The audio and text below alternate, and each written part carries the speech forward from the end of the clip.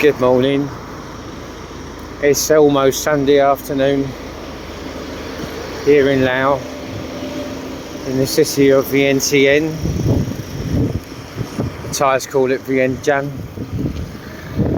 I suppose the Laos do as well. Clean. Still clean. I'll stay clean. I got through that first night, which made all the difference. At 24 hours. Had a nice spa when I arrived here. Went for a sauna. Over an hour for a sauna. Going past some workmen, working hard in the blistering sun. Fuck that. Someone's got to do it, haven't they? Yeah. Clean. 24 hours gone. Safe inside my hotel room last night. After a nice walk.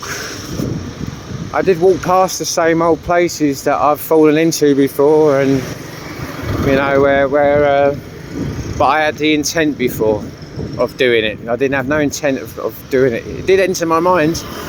It did enter my mind. I'd be lying if I said it didn't. Of course it did. It entered my mind. I just kept walking.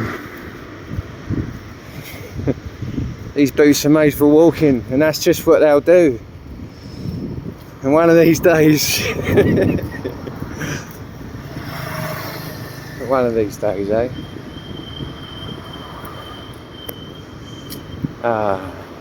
Laos actually a much better place than I gave it credit for before. My hotel room is non-smoking. You know, to this smoker, that's nigh on impossible. Let alone when I've had drinks and drugs inside me. You know, that'd just be a mess of a hotel room. I haven't done that with this one, this time round. I'm sober and clean. You're a lot more cleaner, you know. I'm able to go downstairs out the lobby for a cigarette, go back in my room. Had a lovely sleep last night. Really nice sleep. Woke up today just feeling great. Had a chat with my partner. She's in Thailand. Nothing to worry about, you know. It's just nothing to worry about. It's just all normal. You take away the drinks, take away the drink and the drugs, and it's just all normal. Life just is normal. You can go places, you can do things. You haven't got that fear in the back of your mind. I suppose there is still fear, but it's being managed a lot better these days. I should imagine there's fear for my partner as well, because she's seen me go places and get out of my mind. Yeah, she hasn't even been there to see it. She's you know, she has to hear about it. Can't be nice. Ain't happening anymore though. Ain't happening anymore now. I'm a good man today.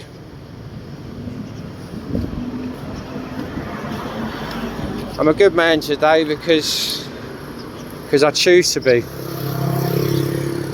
And I choose to tell myself that I'm not alone in this world. Like I've always told myself before, that I'm alone.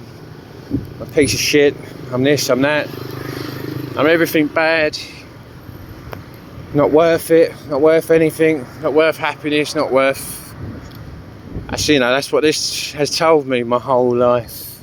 You're fat, you're ugly. You know, to the point where I was bulimic at the age of 17 to my early 20s.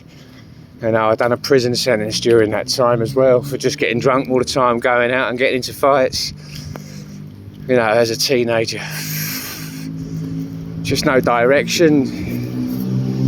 No direction at home.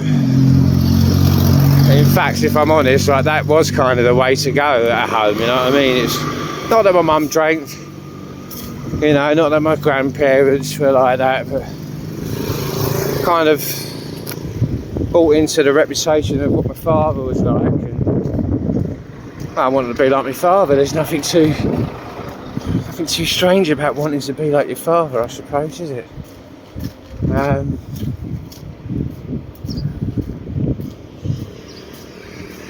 Yeah, I outdid my father, and you know, he doesn't even want to talk to me, and that's been for like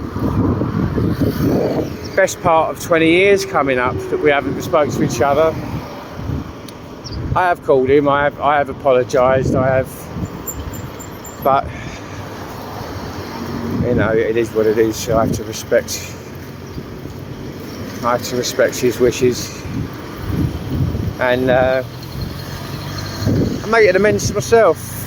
Maybe if I make amends to myself, that might be all right. You know, well, that has to be, because at the end of the day, I've got myself, and I believe in God.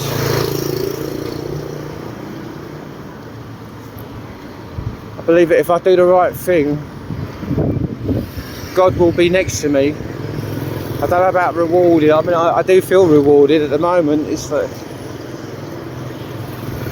since I put down the drink and the drugs, all of a sudden with my hard work, you know, I've got money to do things that I need, which is like, couldn't do that before.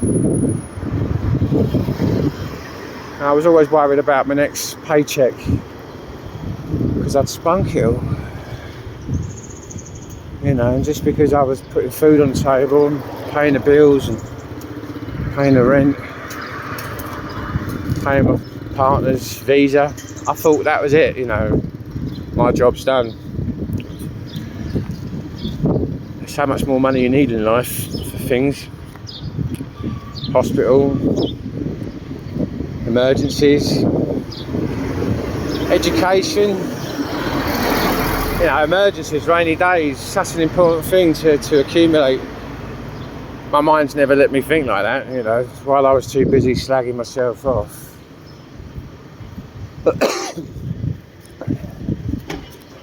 Just pouring myself with alcohol and drugs, you know, just didn't put anything away, of course. So I'm in my 40s now, and I've got to start doing it now, which is, it's not ideal, is it? You know, you'd want to do it when you're in your 20s, 30s. You know, and back then I used to earn better money. But that's not my story. My story is this story. I stopped drinking on the 25th of May this year. That's it. I stopped taking drugs before that. I stopped taking them like I did do them every day about 3 years ago now, and it's been like a couple of times in between when I've gone abroad. I've had a bit of a bender on drugs, and then left, but then gone home and drank, you know, every day. Anyway, I'm sober from the 25th of May this year. It'll be 5 months from the 25th. Today we're the 19th today.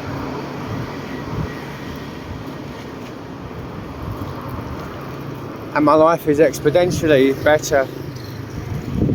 So much better. My relationship with everyone, with myself, especially myself.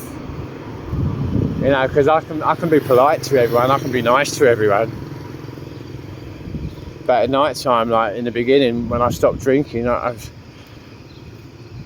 not like I was in physical pain, but it was just so much depression and so much angst that my brain was just like seized.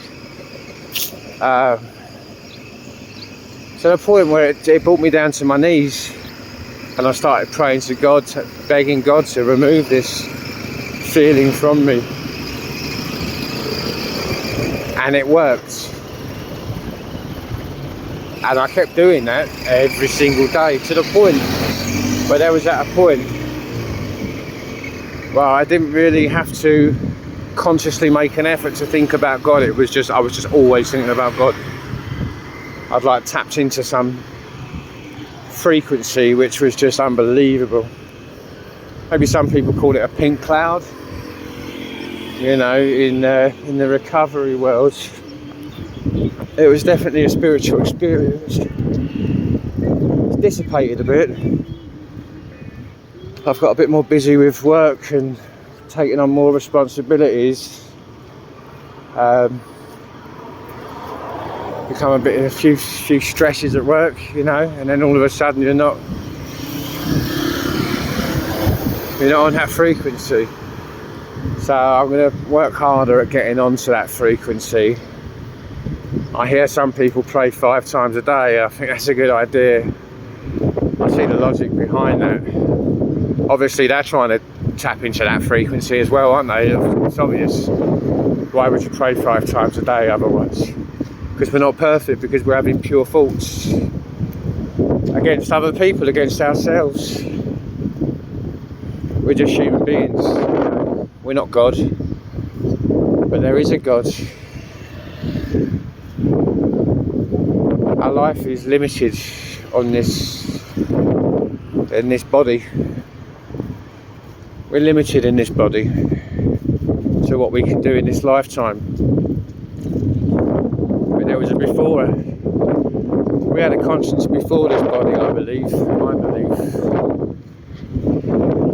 I believe God gave us this body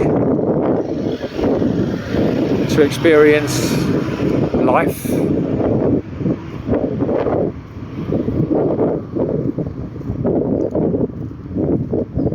And He gave us the choice to believe in God,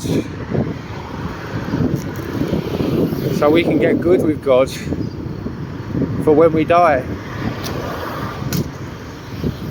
And then after that, I haven't got a fucking clue, but I've got a pretty good idea about that. And that's a belief that I can tell myself and get on board with that belief, and I can go for that one full-heartedly. Why not? I used to tell myself I was a piece of shit. I used to tell myself it was good to wake up and have a drink and a drug, not sleep for days on end. Sleep with this one, sleep with that one, sleep with this one, sleep with them all together. Woo! That's where I was. That's where I was, on drugs. It wasn't me. It was never me, but it was me when I was on drugs and alcohol. You know, maybe if I've had a drink, it's a good idea to have a drug, or vice versa, you know. That slippery slope that I can do without. Oh, I'm having a good walk. Sawadee krab.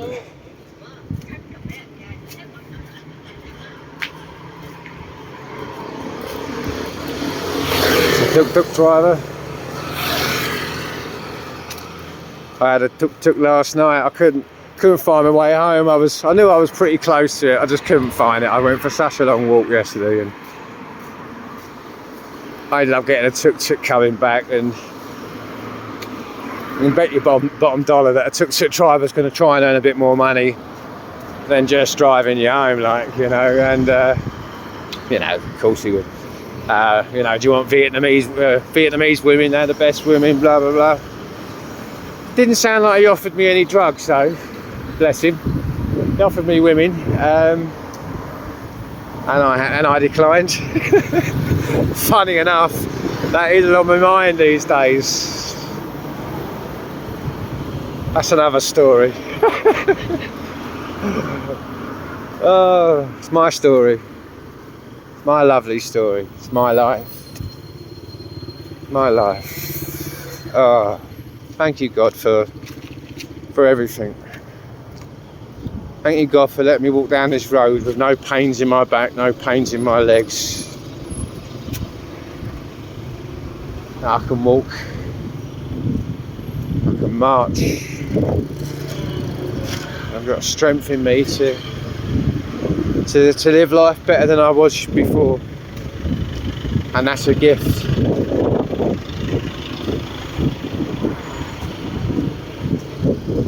I think I know where I am, you know. Wow. Wow. It's all pretty easy, actually. I kind of got my bearings in VNTN over the times that I've been here before. I've stayed in a few different locations that I've kind of pieced the puzzle all together. I haven't got Wi-Fi though, I'm just using the camera, I'm not...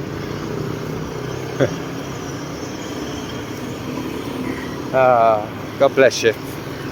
Peace out.